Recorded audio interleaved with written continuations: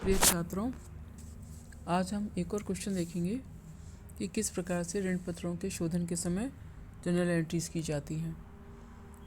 Question छोटा सा है, मैं पढ़ देती हूँ कि गीता लिमिटेड ने 100 रुपये वाले 5012% ऋण पत्र अप्रैल 1, 2013 को 10% बट्टे पर निर्गमित किए, जिनका शोधन 10% प्रीमियम पर लाभों में से किया जाना है। यानी निर्गमन तो 10% बट्टे पे किया है, लेकिन शोधन 10% प्रीमियम पर लाभों में से किया जाना है। कंपनी ने निर्णय लिया कि आवश्यक राशि 10% सरकारी प्रतिभूतियों में 30 अप्रैल 2016 को विनियोजित की जाएगी। निर्गमन के समय तथा शोधन के समय की जाने वाली जनरल प्रविष्टियां दीजिए यदि शोधन 4 वर्ष पश्चात एक मुश्त किया जाए। नोट: ऋण पत्रों पर ब्याज तथा ऋण पत्रों के निर्गमन पर हानि के अपलेखन पर विचार नहीं करना है। तो सबसे पहले तो हम क्वेश्चन समझ लेते हैं। क्वेश्चन में ये बताया गया है कि हम ये 5012% ऋण पत्र हैं 100 रुपये वाले, जो कि 1 अप्रैल 2013 को 10% बट्टे पर निर्गमित किए गए हैं और 4 वर्षों बाद इनका शोधन करना है 10% प्रीमियम पर। और कंपनी ने यह निर्णय लिया है कि 10% सरकारी प्रतिभूतियों में 30 अप्रैल 2016 को विनियोजित की जाएगी। तो देखिए 30 अप्रैल 2016 को विनियोजित करनी है, तो यहाँ पे इस 11 महीने का ब्याज हमें लगाना होगा, क्योंकि 1 अप्रैल से होता तो फिर 12 महीने होते 30 अप्रैल, तो 11 महीने का इंटरेस्ट लगेगा। अब हम देखते हैं कि किस प्रकार से जनरल एंट्रीज होंगी। आपको यह कहा गया है कि केवल निर्गमन की और शोधन के समय की एंट्रीज करनी है, बीच के वर्षों की एंट्री नहीं करनी है। तो सबसे पहले तो 2000 जो भी 2000 कौन सा साल है इस क्वेश्चन में दिया है मैंने 2018 सबसे पहले तो 2018 को हम अप्रैल 1 अप्रैल 2018 को इशू करने की एंट्री करेंगे। Bank account debit to debenture application and allotment account.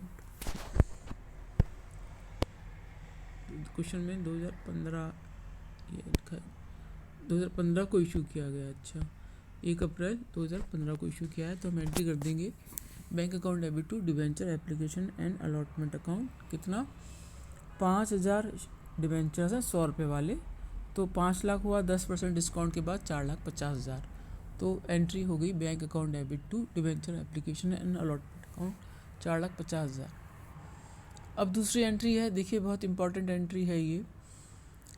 हम allotment application and allotment account को डिबेंचर्स अकाउंट में ट्रांसफ़र कर देते हैं।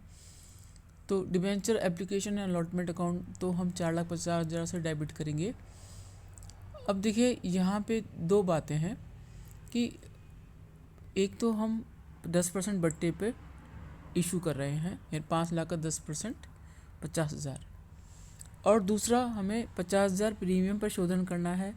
तो 50,000 तो डिस्काउंट का लॉस है और 50,000 प्रीमियम पर जो शोधन किया जाएगा वो लॉस है। तो कुल लॉस हुआ 1 लाख, उसको हम लिखेंगे loss on issue of debentures 1 lakh account 1 lakh रुपए।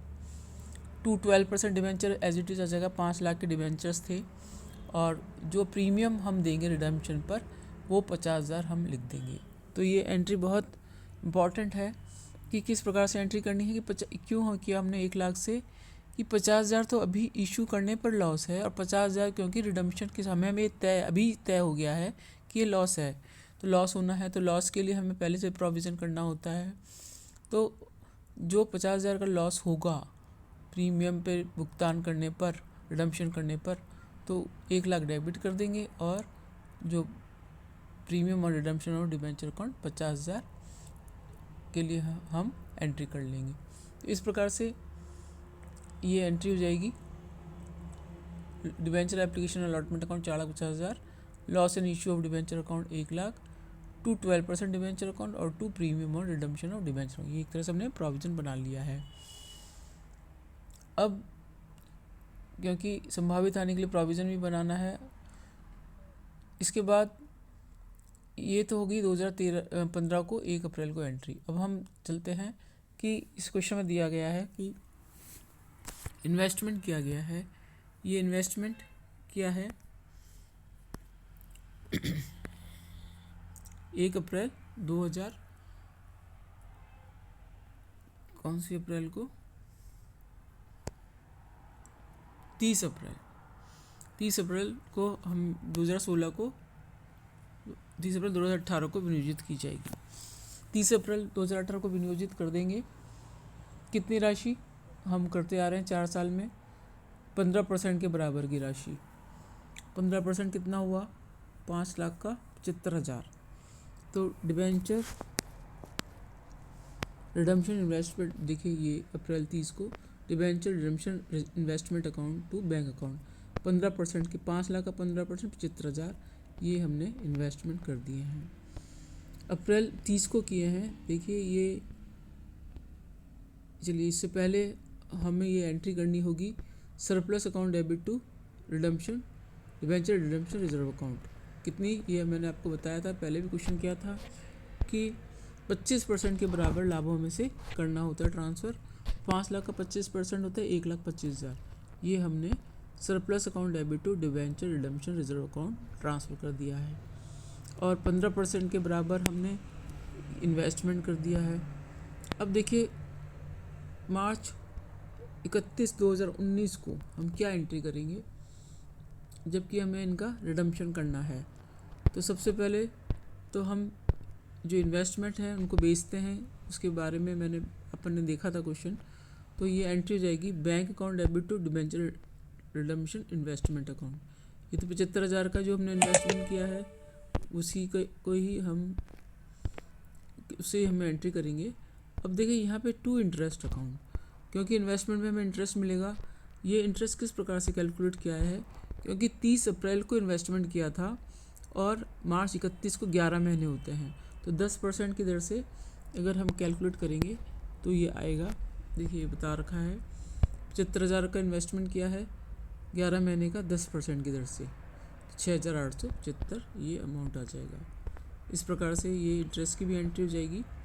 इसके बाद इन डिबेंचर्स को बेचना होता है, तो 12% डिबेंचर अकाउंट डेबिट। इसके बाद ये हमने एंट्री की है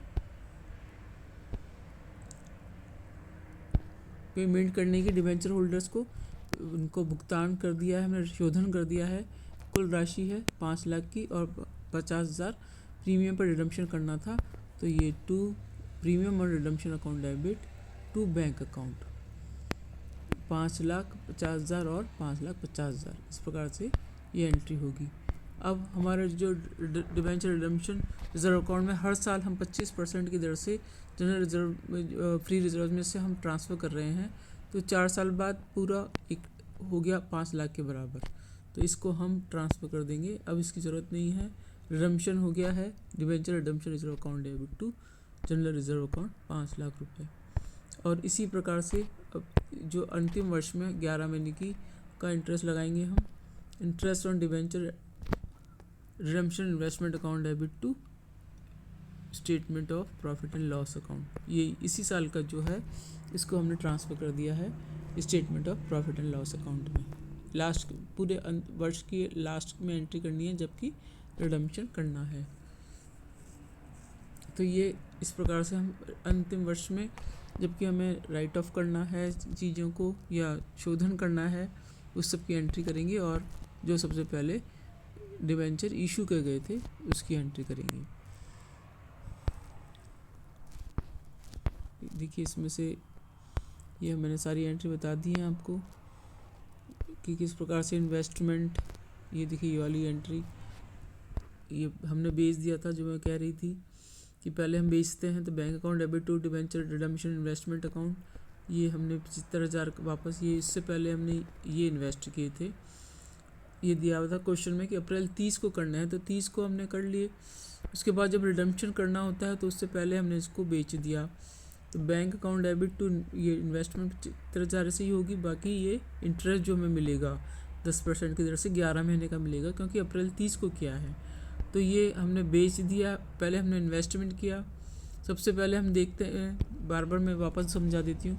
सबसे पहले तो हम 25% के बराबर की राशि डिबेंचर रिडम्पशन रिजर्व में ट्रांसफ़र करते हैं। ये नियम है, ये करना ही है। उसके बाद मैं कम से कम 15% की राशि है, 15% ही करनी है। 5 लाख का 15% 75,000 ये हमें इन्वेस्टमेंट करना है। इन्वेस्टमेंट करने के पश्चात ये हमने देखा ही था अप्रैल 30 को किया। इसके पश्चात मार्च 31 को जब हम इसको बेचेंगे रिडम्पशन से पूर्व, तो बैंक अकाउंट डेबिट और डिबेंचर रिडम्पशन इन्वेस्टमेंट अकाउंट और जो ब्याज मिला है 11 महीने का, इसकी एंट्री कर देंगे। इसके पश्चात इनका शोधन करना होता है। शोधन हम प्रीमियम पे कर रहे हैं 50,000, तो 5,50,000 इस प्रकार से शोधन कर देंगे। और फिर क्योंकि अब डिबेंचर का शोधन कर लिया गया है, हमें इस रिजर्व की आवश्यकता नहीं है डिबेंचर रिडम्पशन रिजर्व की, तो इसको जनरल रिजर्व अकाउंट में ट्रांसफ़र कर दिया जाएगा। 5 लाख पूरा ट्रांसफ़र कर दिया जाएगा। और जो इंटरेस्ट ऊपर आया था इसको भी स्टेटमेंट क्रेडिट कर दिया जाएगा statement of profit and loss account में। तो ये एक सिस्टमेटिक वे में एंट्रीज की जाती हैं। एक बार अच्छी तरह समझ लीजिए, फिर बहुत आसान हो जाएगा कि स्टेप बाय स्टेप हमें ध्यान में रखना है। डिबेंचर रिडम्पशन रिजर्व में ट्रांसफ़र करना है, उसके बाद इन्वेस्टमेंट करने हैं, उसके बाद शोधन से पूर्व उनको बेचना है, ब्याज है अगर कोई तो उसकी एंट्री कर लेनी है। इस प्रकार से हम एंट्री करेंगे। Thank you students.